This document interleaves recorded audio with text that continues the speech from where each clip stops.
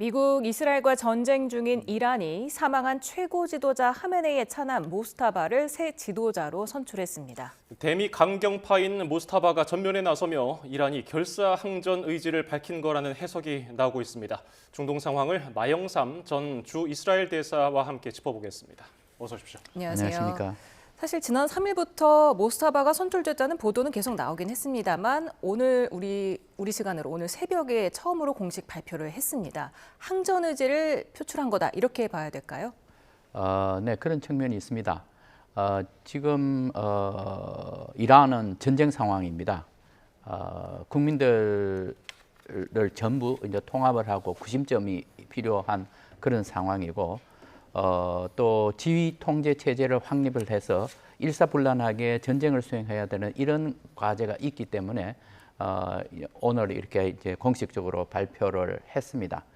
결국은 이 과정에서 이슬람 혁명 수비대가 가장 많은 영향력을 미칠 것으로 보입니다.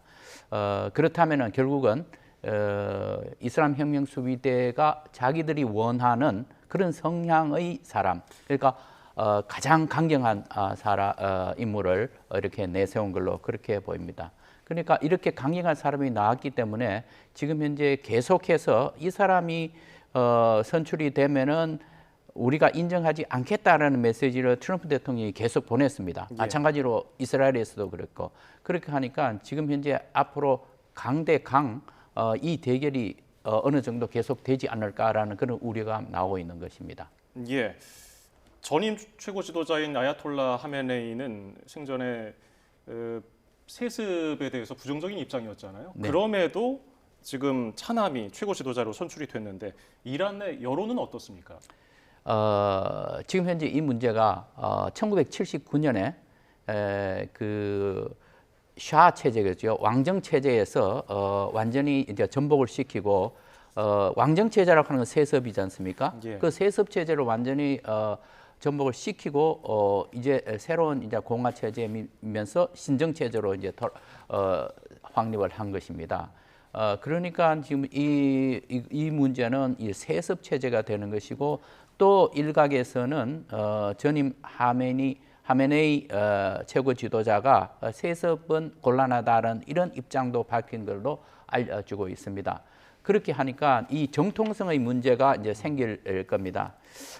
그런데 지금 현재 이 이슬람 혁명 수비대를 중심으로 해서 이렇게 이 모스타파를 옹립을 했는데, 그 이제 표면적인 이제 명분은 순교자, 그러니까 사망한 하메이죠. 유산을 계승을 한다.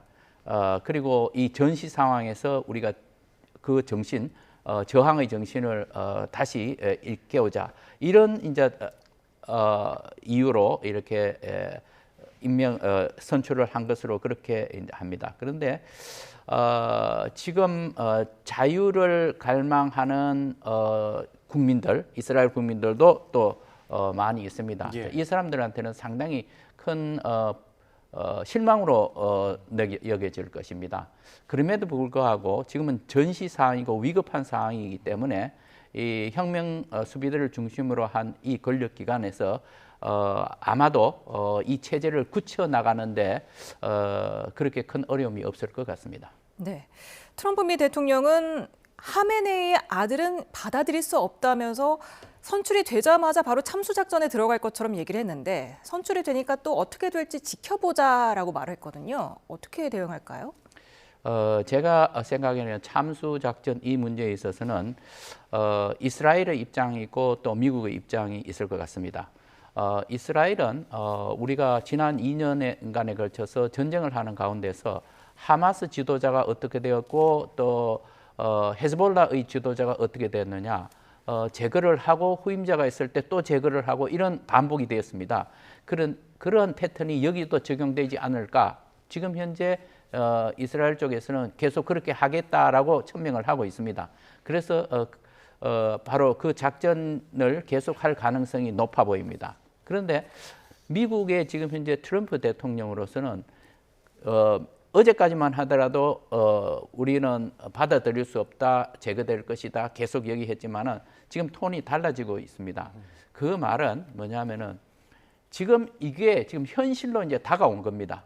그렇다면은 트럼프 대통령으로서도 여태까지 얘기했던 내 참수작전을 하겠다라는 그 옵션과 지금 현실을 인정하고 이 현실 바탕에서 가장 합리적인 방안이 무엇일까라는 걸 찾기 위해서 매우 고심을 할 거로 그렇게 생각을 합니다.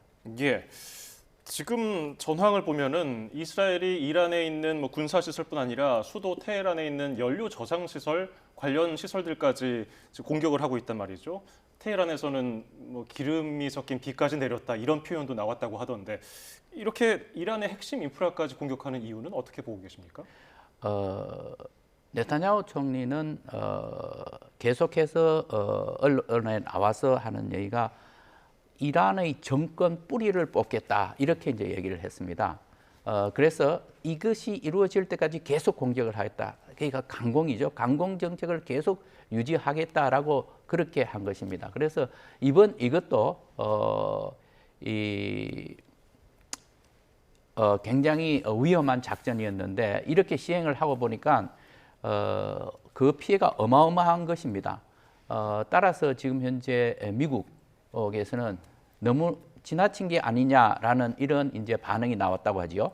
그래서 지금 특사가 다시 이스라엘을 방문하는 걸로 그렇게 되어 있다고 하는데 아마 앞으로는 미국과 이스라엘 간의 작전 수행에 있어서 어느 정도의 조율이 좀 더 세밀하게 이루어지지 않을까 그렇게 생각합니다. 네, 지금 중동 사태 발생한 지 열흘째인데 전쟁이 완화될 기미가 전혀 보이고 있는 것 같지가 않습니다. 지금 말씀드린 대로 석유 시설뿐만 아니라 담수화 시설도 지금 표적이 돼서 이란도 공격을 받고 이란이 또 바레인에 있는 미군 기지가 그랬을 것이다 하면서 바레인에 있는 담수 시설도 공격을 했거든요. 이렇게 되면서 걸프국으로 이렇게 전쟁이 더 확산할 우려가 지금 있는데 어떻게 보십니까? 굉장히 위험한 상황입니다. 그 담수 시설을 공격한다고 하는 것은 지금 이 중동 이 사막 지방에 있어서는 두 가지 인프라가 매우 중요합니다. 하나는 담수 시설이고 하나는 발전 시설입니다. 그런데 지금 현재 이 담수 시설에까지 이렇게 공격을 한다고 하는 것은 그야말로 이제 끝까지 이제 대결을 하겠다는 이런 의미인데 만약의 경우 이것 때문에 걸프 지금 6개국이 공동으로 대처를 하겠다. 그리고 대처하는 방법이 참전을 하겠다. 이런 결정을 내린다고 하면은 이거는 어마어마한 이제 그 국면으로 전환을 할 겁니다. 그래서 제가 생각하기에는 지금 현재까지는 이 걸프 국가들이 매우 인내를 발휘했습니다.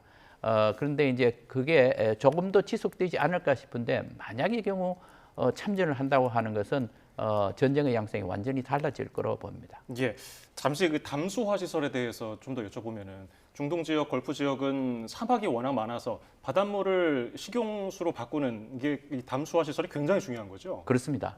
예, 지금 현재 그 중동 지역에서는 이 담수화 시설을 전부 다 도입을 해 놓고 있습니다. 그리고 그것도 이제 굉장히 요즘은 기술이 발달을 해서 매우 정교한 이 정제수를 만들어낼 수가 있는 것입니다. 네. 지금 미국은 이란의 에너지 산업을 목표로 삼을 계획이 없다면서 이스라엘이 그 이란 내 연료 조장소 30곳을 공격하자 좀 당혹스러워하는 것 같습니다. 국제 유가 상승을 바라고 있지 않거든요. 미국과 이스라엘이 이렇게 좀 이렇게 어긋나는 겁니까? 어떻습니까? 미국은 기본적으로 미국의 경제를 생각하고 전 세계의 경제를 생각을 합니다.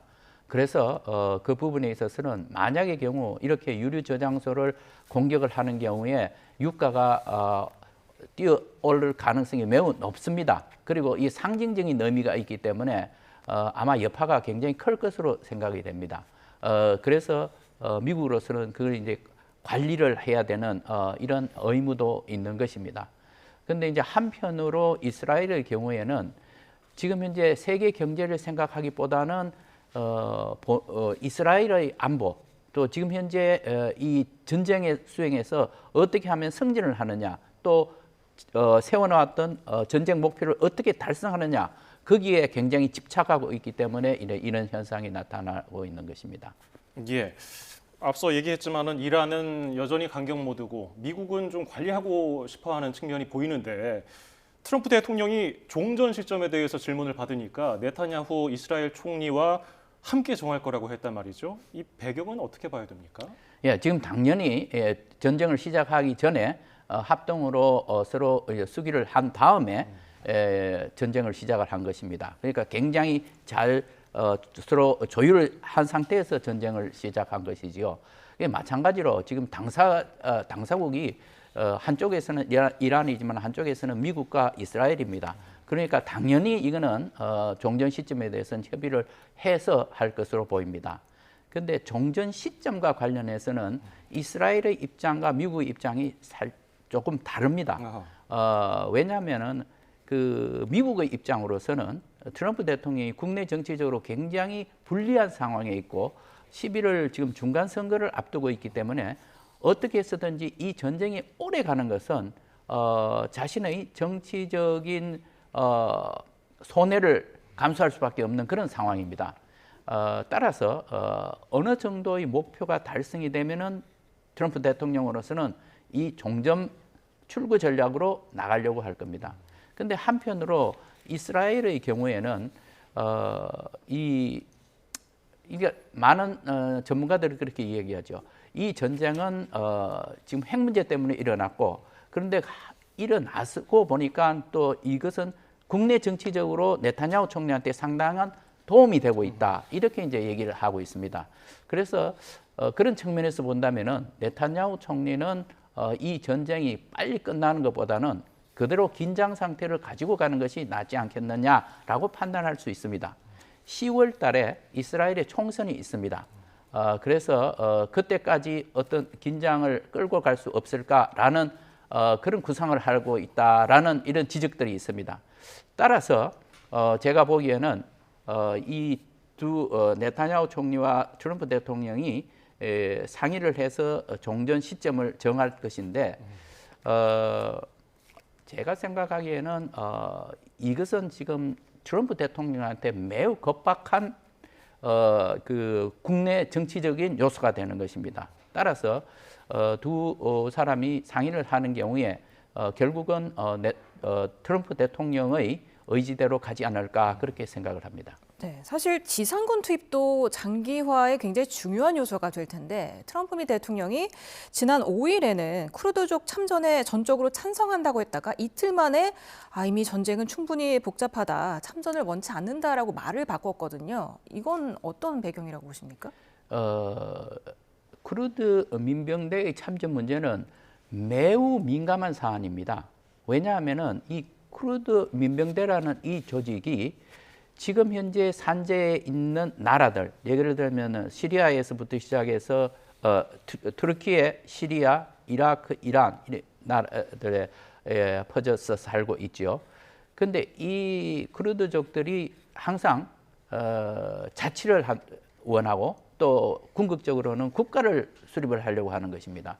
만약에 그렇게 되는 경우라고 한다면은 이 지금 현재 방금 말씀드린 이런 나라들이 자기의 땅, 영토를 다른 새로 성립되는 국가에 내어줘야만 되는 것입니다.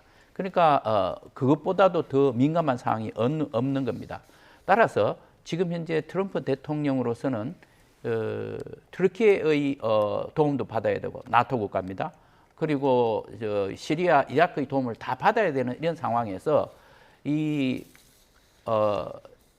투르크족 쿠르드족의 민병대가 참전하는 것에 대해서 환영을 하고 지지를 하고 지원을 하겠다 하는 것은 매우 많이 나간 것입니다. 그래서 다행히 이제 며칠 만에 다시 그 말을 이제 다시 거두어 드렸지요. 그렇다고 해서 그러면은 쿠르드 민병대가 참전 안 할 것이냐? 그건 또 다른 차원에서 살펴봐야 될 것 같습니다. 예. 그러면 지금 트럼프 대통령이 이번 공격의 명분 여러 가지를 얘기했지만은 뭐 이란 민주화라든지 뭐 장기 점령, 미국이 관리하는 뭐 이런 것에 무게를 둔 것인가? 오로지 지금 미국 여론의 눈치를 보면서 그에 맞춰서 좀 변화하는 전략을 세울 것인가? 어떻게 전망하십니까? 최초에 세운 목표가 무엇이냐 하는 게 이게 굉장히 제가 보기에는 중요하고 그 목표를 달성하기 위해서 노력을 할 겁니다. 예. 그게 그게 무엇이냐 하면은 이 전쟁은 미국과 이란 간의 핵 협상을 하다가 일어난 전쟁입니다. 그 말은 제3차 협상을 제네바에서 했는데 끝나고 나서 이란 측이나 아니면 중재했는 오만 측에서는 상당한 성과가 있었다고 했지만은 곧바로 미국 측에서 불만족스럽다. 이란이 제시한 안은 훨씬 우리 기대에 못 미친다. 이제 더 이상 협상에 질질 끌려 들어갈 필요가 없다. 이렇게 이제 얘기했습니다. 근데 그 배경이 뭐냐 하면은 2015년에 이란과 서방 국가 간에 맺었던 이란 핵 협정 내용과 그 협정은 결국은 불만족스러워서 트럼프 대통령이 탈퇴를 했습니다. 그 협정의 내용만큼도 안 되는 안을 미국 측에 제시했다. 그러니 이란으로서는 이 핵 협상을 타결시킬 의지가 전혀 없다라고 판단을 한 겁니다. 따라서 이 전쟁 목표라고 보면은 이란의 핵 능력을 완전히 제거하는 것이다. 그리고 그거와 더불어서 미사일은 중거리 미사일, 장거리 미사일의 능력을 제거하는 것이다. 이런 두 가지 목표를 이제 세워 놓은 것이고, 그거와 더불어서 한다고 하면은 대리 세력에 대한 지원을 중단을 하라. 조금 더 나가 보면은 정치적인 이제 목표가 있었지요. 그것이 이제 체제 전환 문제다 이렇게 했는데, 체제 전환은 아마 하기가 매우 어려울 겁니다. 그러니까 그것은 지상군이 들어가지 않고서는 안 되는 문제고, 지상군이 들어간다고 하는 것은 매우 위험한, 아마 트럼프 대통령은 자기 정치 생명을 걸고 해야 되는 그런 것입니다. 그리고 성공할 가능성이 별로 없습니다. 따라서 지금 미국에서도 이 방금 말씀하신 장기 주둔이냐 이런 안은 제가 보기에는 별로 실현성이 없을 것이고, 지금 현재는 목표를 이렇게 좀 줄입니다. 줄였는데 그 국방부 관계자나 아니면 국무부 관계자들이 하는 얘기를 보면은 가장 방점이 어디가 있느냐 하면 역시 핵 능력입니다. 이란의 핵 능력을 제거를 해야 된다는 거거든요. 그래서 그 목표를 어느 정도 달성을 하면은 트럼프 대통령은 출구 전략을 마련하지 않을까 그렇게 생각합니다. 네, 뭐 일각에서는 뭐 지상군이 아니라 특수부대를 투입해서 핵물질만 가져온다, 뭐 이런 얘기도 나오는 것 같은데 현실성이 있습니까? 이미 언론에 이렇게 많이 보도가 되었기 때문에 저는 현실성이 없다고 봅니다. 그 이란 측에서는 철저히 이제 대비를 할 것으로 봅니다. 그리고 이 핵물질을 가지고 나온다. 이 문제는 제가 보기에는 이 협상을 통해서 해결돼야 될 제일 마지막 단계에 있는 과정입니다. 지상군이 들어가기가 매우 어려운 상태고, 설령 이 특수부대가 간다 할지라도 그 작전 성공할 가능성이 제가 보기에는 그렇게 크지 않습니다. 따라서 일단 출구 전략을 마련해서 전쟁을 끝내는 이 순간에 이란 측하고 핵 협상을 다시 시작을 할 겁니다. 그 협상을 통해서 이 핵물질, 고농축 우라늄 이것을 어떻게 처리하느냐 하는 결정이 있을 거로 보입니다. 예. 그러면 이제 트럼프 대통령은 자신의 소위 말하는 급에 맞는 실력자와 타협을 하고 협상을 하는 게 필요하다고 생각할 텐데, 지금 모스타바가 그 인물이 되는 걸까요? 그렇습니다. 지금 현재 최고 지도자로 되었기 때문에 이 다른 모든 사람은 사실상 결정권이 훨씬 적다고 봐야 되겠죠. 대통령이라 할지라도. 그렇습니다. 예. 지금 현재 대통령은 이 혁명 수비대를 지휘할 권한도 없습니다. 다 이게 최고 지도자한테 다 권력이 집중이 되어 있습니다. 예. 그렇기 때문에 최고 지도자의 뜻, 그리고 최고 지도자의 결정, 이것이 앞으로의 그 협상에서 가장 중요한 요소가 될 것입니다. 네. 지금 천문학적인 요격 미사일 소모전 양상이 본격화하면서 주한미군의 자산, 중동 차출이 지금 현실화되고 있다, 이런 분석이 나오는 게, 지금 패트리엇 발사대는 이미 반출이 시작이 됐습니다. 근데 패트리엇은 우리 천궁으로도 이제 대체가 가능한데, 지금 고고도 미사일 그 운용이 되는 사드 체계가 지금 대체 불가의 자산인데, 이것도 지금 반출이 될 것인가에 촉각을 곤두세우고 있거든요. 어떻게 예상하십니까? 이 문제는 상당히 보안을 요하는 이렇게 비밀 사항입니다. 왜냐하면은 우리의 안보 문제와 직결이 되어 있기 때문입니다. 그래서 우리 정부에서도 지금 이 부분에 대해서는 굉장히 말을 아끼고 주한미군 측에서도 마찬가지입니다. 그래서 이 부분에 대해서는 우리가 만약에 우리 한국에 배치되어 있는 어떤 장비든지 반출이 되어 나갈 경우에는 한국과 미국 간의 협의를 통해서 그것을 보완할 수 있는 장비를 다시 배치하는 걸로 저는 알고 있습니다. 그래서 이 부분에 대해서는 뭐 우리가 정부를 믿고 우리가 지켜보면 좋을 것 같습니다. 예, 이스라엘 대사도 지내셨기 때문에 이스라엘 내부 뭐 여론에 대해서 여쭤보면은 지금 네타냐후 총리는 지금 이런 상황을 좀 끌고 가면서 이용하고 싶다고 분석을 해주셨잖아요. 전쟁 초기 그리고 지금 한 10일쯤 지났을 때 지금 상황 이스라엘에서는 어떻게 받아들이고 있습니까? 전폭적인 지지입니다. 이스라엘은 이 정치 이 스펙트럼이 극좌에서 극우까지 있습니다. 그러나 그 극좌라고 하는 것은 우리의 기준에서 볼 때는 중도좌 정도입니다. 그러니까 중도좌에서 극우까지 있습니다. 그런데 이 모든 스펙트럼의 정치인들이 다 지지를 했습니다. 그 말은 뭐냐 하면은 이란의 핵 문제 이것은 반드시 해결해야 된다라는 공감대가 이미 형성이 되어 있습니다. 그래서 인기가 높아졌죠. 그런데 지금 그런 인기가 높아졌다고 하는 것이 이번 10월 달에 총선에서 네타냐후 총리가 유리하기는 하겠지만 그렇다고 해서 이것이 반드시 재집권한다는 보장은 없습니다. 왜냐하면은 이스라엘 국민들은 잘한 것에 대해서 평가를 충분히 합니다. 그러나 투표를 할 때는 어떤 인물이 미래의 우리나라에 도움이 될 것이냐 하는 것에 대해서 철저히 분석을 해서 투표를 합니다. 그러니까 그것도 사실상 예상하기가 매우 어렵습니다. 예, 오늘 도움 말씀 여기서 줄이죠. 마영삼 전 주 이스라엘 대사였습니다. 고맙습니다. 감사합니다. 감사합니다.